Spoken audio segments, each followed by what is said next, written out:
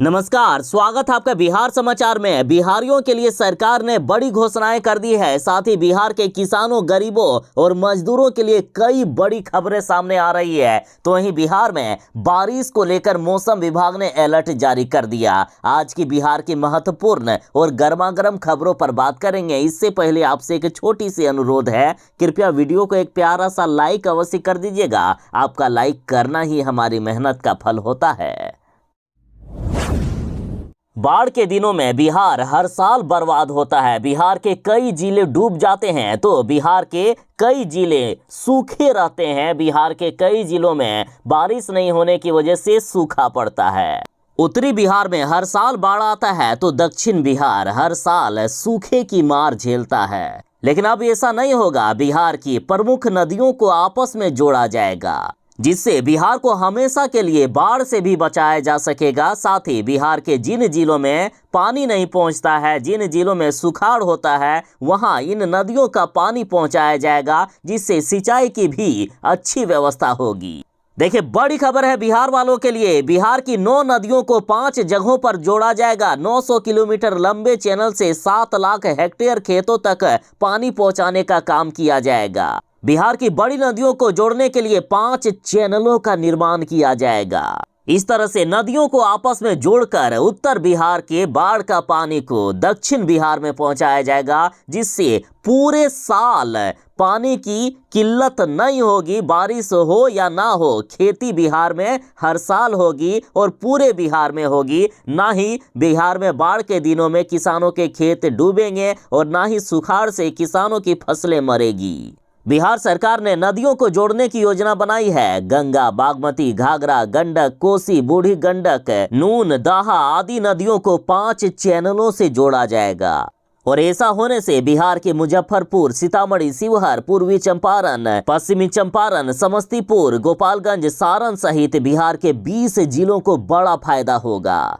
देखिए, बिहार में प्रमुख रूप से कोसी, गंडक, परमान, घाघरा, कमला, महानंदा आदि नदियां हर साल तबाही मचाती है, जिसे बिहार को हमेशा के लिए बचाने की योजना बना ली गई है।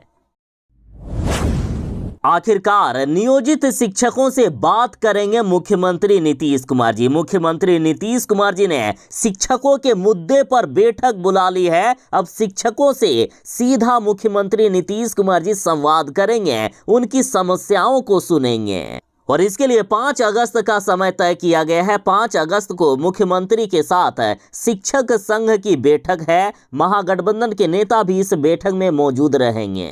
देखिए, 5 अगस्त को शाम 4 बजे सीएम आवास पर शिक्षक संघ और सरकार के बीच बैठक हो रही है। देखिए, नियोजित शिक्षक मांग कर रहे हैं कि हमें बिना शर्त राजकर्मी का दर्जा दे दिया जाए, यानी हमें नियोजित शिक्षक से सरकारी शिक्षक बना दिया जाए। लेकिन सरकार कहती है कि नहीं, पहले बीपीएससी के जरिए आपको परीक्षा देना होगा। साथ ही इस बार बिहार शिक्षक नियोजन में डोमिसाइल पॉलिसी को हटाकर दूसरे राज्य वालों को मौका दे दिया गया है। तो तमाम मुद्दों को लेकर शिक्षकों से बात करेंगे मुख्यमंत्री नीतीश कुमार। मौसम विभाग ने बिहार वालों के लिए बड़ी ही राहत की खबर दे दी है। देखिए, बिहार में आज भारी बारिश के आसार हैं। पटना समेत बिहार के 19 जिलों में भारी बारिश की बात कही गई है। देखिए, बिहार में मानसून की सक्रियता पहले की अपेक्षा बेहतर हुई है। इस वजह से लगातार बारिश देखा जा रहा है। अभी मानसून ट्रफ गया से होकर गुजर रहा है। साथ ही एक गहरा अवदाब बंगाल की खाड़ी क्षेत्र की ओर बना है, जिससे संयुक्त प्रभाव से अभी 2-4 दिनों तक बिहार में भारी बारिश की गतिविधि देखी जा रही है। और इधर देखा भी गया कि पिछले 1-2 दिनों से बिहार के 20 जिलों में 34 जगहों पर झमाझम बारिश हुई है। और अभी 3-4 दिनों तक बिहार के कई जिलों में येलो अलर्ट जारी किया गया है, यानी यहां तेज बारिश के साथ वज्रपात और आंधी तूफान भी आने की संभावना है। और आज बिहार के जिन जिलों में बारिश हो सकती है, ये जिले हैं पटना, भोजपुर, बक्सर, बांका, लखीसराय, समस्तीपुर, दरभंगा, सारण, सिवान, वैशाली, मधुबनी, औरंगाबाद, बेगूसराय, जमुई, शेखपुरा, गया, नालंदा, नवादा, अरवल, बांका, पूर्वी चंपारण, पश्चिमी चंपारण, गोपालगंज, मुजफ्फरपुर, सीतामढ़ी, जहानाबाद, कैमूर, किशनगंज, शिवहर और मधुबनी। बिहार के बेरोजगार युवाओं के लिए बड़ी खबर है। बेरोजगार युवाओं को जब तक उन्हें रोजगार या नौकरी नहीं मिल जाती है तब तक बिहार सरकार हर एक महीने 1,000 रुपया सहायता राशि देगी और ये सहायता राशि मुख्यमंत्री स्वयं सहायता भत्ता योजना के तहत दिया जा रहा है। और यदि इस साल की बात करें तो मुख्यमंत्री निश्चय स्वयं सहायता भत्ता योजना के तहत 28,205 आवेदनों को स्वीकृत कर लिया गया है। इन्हें प्रति महीने 1,000 रुपए मिलेंगे। तो आखिर क्या होता है इसमें, तो देखिए, बिहार के वैसे युवा जिन्होंने 12वीं पास कर लिया है, अब वे चाहते हैं कोई रोजगार या नौकरी के लिए तैयारी करना, तो बिहार सरकार उन्हें 12वीं पास करने के उपरांत अगले 2 सालों तक प्रति महीने 1,000 रुपया देगी। और इसके लिए आवेदकों की उम्र 20 वर्ष से 25 वर्ष के बीच मांगी गई है और इसके लिए आवेदन प्रक्रिया जारी है। जो भी युवा आवेदन कर रहे हैं, कुछ दिनों में उनका सिलेक्शन किया जा रहा है और ये लाभ सिर्फ बिहार के नागरिकों के लिए दिया जा रहा है। यदि आप में भी कोई इंटर पास हैं और चाहते हैं इस योजना का लाभ उठाना, तो आप भी ऑनलाइन अप्लाई कर सकते हैं। ऑनलाइन अप्लाई करने के लिए सेवन निश्चय युवा UP mission.bihar.gov।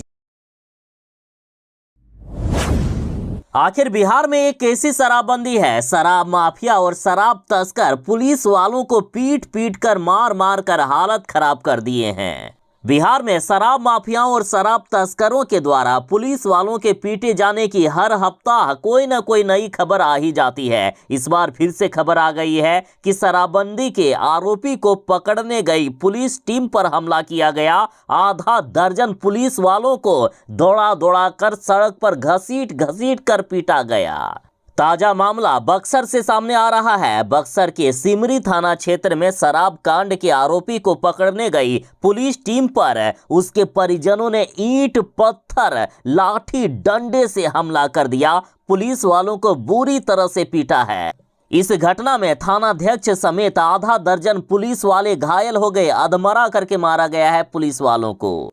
इससे पहले मोतिहारी से खबर आई थी, 1 सप्ताह पहले की खबर है कि शराब तस्कर को अरेस्ट करने गई पुलिस टीम पर हमला कर दिया गया था। दरोगा और जवानों को दौड़ा कर सड़क पर घसीट कर यहां भी पीटा गया था। अब सवाल उठ रहा है कि क्या बिहार में शराब माफियाओं गुंडे मवालियों का राज हो गया है? जब बिहार में पुलिस वाले ही सुरक्षित नहीं है तो आम जनता की सुरक्षा का आखिर क्या होगा? आंगनबाड़ी केंद्रों को लेकर बड़ा फैसला ले लिया गया है। आंगनबाड़ी के बच्चों को पढ़ाएंगे अब सरकारी स्कूल के शिक्षक। देखिए, शिक्षा विभाग के अपर मुख्य सचिव के पाठक ने सभी जिला शिक्षा पदाधिकारी को आदेश दे दिया है। उन्होंने कहा है कि सभी आंगनबाड़ी केंद्रों को नजदीकी के स्कूल से शीघ्र टैग करें और आवश्यकता के अनुसार स्कूल के शिक्षक टैग वाले केंद्रों के बच्चों को सप्ताह में 1 या 2 दिन पढ़ाएंगे। इतना ही नहीं, विभाग ने यह भी कहा है कि आंगनबाड़ी केंद्रों को स्कूल में ही जरूरत के अनुसार 1 या 2 कमरे दे दिए जाए, खास करके उन केंद्रों को जो किराए के भवन पर चल रहे हैं। यानी जितने भी आंगनबाड़ी केंद्र जो किराए के भवन में चल रहे हैं, उन सभी को नजदीकी के सरकारी स्कूल में शिफ्ट करा दिया जाएगा। जिस स्कूल में भवन की कमी होगी वहां आंगनबाड़ी केंद्र के लिए अलग से 1 या 2 भवन बना दिए जाएंगे और ये कार्य 15 अगस्त तक कर लिया जाएगा। 15 अगस्त तक उन सभी आंगनबाड़ी केंद्रों को शिफ्ट कर दिया जाएगा जो किराए के भवन पर चल रहे हैं। बिहार में कभी बाढ़ से किसानों की फसलें डूब जाती है तो कभी सुखाड़ में किसानों की फसलें मर जाती है। बिहार के किसान बाढ़ और सुखाड़ से परेशान हैं। धान की खेती नहीं हो पाती है और इस बार भी बिहार में बारिश नहीं हुई, जिससे धान की खेती काफी ज्यादा प्रभावित हुई। लेकिन किसानों के लिए बड़ी खबर है, एक ऐसा धान बनाया जा रहा है जो बाढ़ और सुखाड़ दोनों में ही हो जाएगा। बाढ़ में डूब जाने से भी नहीं मरेगा और कम बारिश या फिर सूखा पड़ जाने से भी उसे कोई प्रभाव नहीं पड़ेगा। देखिए, बाढ़ और सुखाड़ दोनों के दौरान धान की पैदावार हो सके, इसको लेकर ICAR यानी भारतीय कृषि अनुसंधान परिषद का पूर्वी अनुसंधान परिसर पटना शोध कर रहा है। IRCR परिषद में देश और विदेश की 1000 से भी अधिक धान की प्रजाति में से चुनिंदा प्रजातियों पर 3 तरह से ट्रायल शुरू कर दिया गया है। ट्रायल हो जाने के बाद इसे चावल अनुसंधान केंद्र भेजा जाएगा, यहाँ भी इसका ट्रायल होगा और एक प्रोसेस के बाद किसानों में इसे बांटा जाएगा। और इससे बाढ़ व सुखाड़ दोनों पर ही धान की खेती की जा सकेगी। सूखा क्षेत्र में 2 पानी देने की आवश्यकता होगी, फिर धान की पैदावार अच्छी हो जाएगी और उम्मीद है कि अगले ही साल किसानों के बीच ये धान बांटा जा सकता है। बिहार के सरकारी स्कूल में पढ़ने वाले बच्चे भी अब कंप्यूटर में एक्सपर्ट होंगे। 15 अगस्त से बिहार के 10,000 सरकारी स्कूलों में शुरू हो जाएगी कंप्यूटर कक्षाएं। सरकार की योजना है कि बिहार के 37,000 स्कूलों में कंप्यूटर का क्लास शुरू किया जाए, जिसमें से 28,000 मध्य और 9,300 माध्यमिक और उच्च माध्यमिक विद्यालय हैं। लेकिन फिलहाल 15 अगस्त से 10,000 सरकारी स्कूलों में कंप्यूटर क्लास शुरू हो रहा है। प्रत्येक स्कूलों में 10-10 लैपटॉप उपलब्ध करवाए गए हैं ताकि बच्चे कंप्यूटर सीख सके। साथ ही इन लैपटॉप के रखरखाव की जिम्मेदारी संबंधित विद्यालय के प्रधानाध्यापक को दी गई है। यदि कोई भी लैपटॉप चोरी होता है तो संबंधित विद्यालय के प्रधानाध्यापक से पैसे की वसूली की जाएगी। कहा गया है कि जब स्कूल की छुट्टियां हो तो इन लैपटॉप को बंद करके किसी लॉकर में रख दिया जाए या उस कमरे को पूरी तरह से अच्छे से बंद कर दिया जाए ताकि लैपटॉप सुरक्षित रहे। बिहार सरकार को पटना हाईकोर्ट से जीत मिलने के बाद बिहार में 89 दिन के बाद फिर से जातीय गणना शुरू कर दी गई है और इसी महीने यानी अगस्त महीने के तीसरे सप्ताह में पूरा हो जाएगा जातीय गणना का कार्य। बिहार सरकार ने जातीय गणना का पहले ही 80% कार्य पूरा कर लिया है, सिर्फ 20% कार्य बचा हुआ है। शिक्षा विभाग के अपर मुख्य सचिव के पाठक ने यह आदेश जारी किया था कि अब शिक्षकों की किसी भी गैर शैक्षणिक कार्य में प्रतिनियुक्ति नहीं होगी, यानी शिक्षक पढ़ाने के अलावा कोई भी दूसरा कार्य नहीं करेंगे, चाहे जातीय गणना हो, चुनाव का कार्य हो या अन्य कोई भी कार्य। लेकिन के पाठक पर लगातार दबाव पड़ता गया, जिसके कारण अंत में उन्हें अपना बयान बदलना पड़ा, क्योंकि जातीय गणना के कार्य में पहले से ही शिक्षकों को लगाया गया था और फिर से बिहार में जातीय गणना शुरू कर दी गई है। इसलिए अब आदेश जारी किया है कि पहले की तरह ही गणना कार्य करेंगे बिहार के शिक्षक, लेकिन जातीय गणना के अलावा और किसी भी अन्य कार्य में शिक्षकों को नहीं लगाया जाएगा। हालांकि के पाठक ने इसके लिए सभी डीएम को पत्र जारी कर दिया है, जिसमें से कहा गया कि इस बात का ध्यान रखा जाए कि किसी भी स्कूल में पठन पाठन बाधित ना हो और उस स्कूल में शिक्षकों की कमी ना हो जाए, यानी 1-2 शिक्षक को ही जातीय गणना के कार्य में लगाया जाए एक स्कूल से। शिक्षा विभाग के अपर मुख्य सचिव के पाठक ने आदेश जारी किया है कि बिहार में कोई भी 9वीं से लेकर 12वीं क्लास तक का कोचिंग सुबह 9 बजे से लेकर शाम 4 बजे के बीच नहीं चलना चाहिए। यदि कोई कोचिंग चलते हुए पकड़े गए तो उनके खिलाफ सख्त से सख्त कार्रवाई की जाएगी। दरअसल ये स्कूल का टाइम होता है, इसमें बच्चे स्कूल में पढ़ने के लिए आते हैं, लेकिन कुछ कोचिंग संचालक अपने फायदे के लिए इसी अवधि में कोचिंग चलाते हैं, तो बच्चे आखिर आएंगे कहां से स्कूल।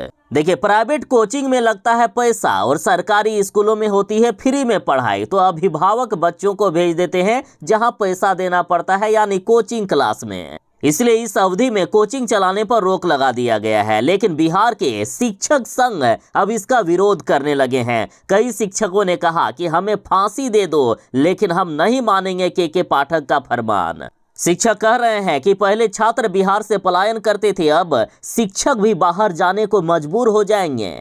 लेकिन यदि के पाठक की माने तो इन्होंने कसम खा लिया है कि चाहे कुछ भी हो जाए, चाहे कोई कितना ही विरोध क्यों ना कर ले, लेकिन सुबह 9 बजे से लेकर शाम 4 बजे के बीच यानी स्कूल अवधि में हम 9वीं से लेकर 12वीं क्लास के कोचिंग को नहीं चलने देंगे।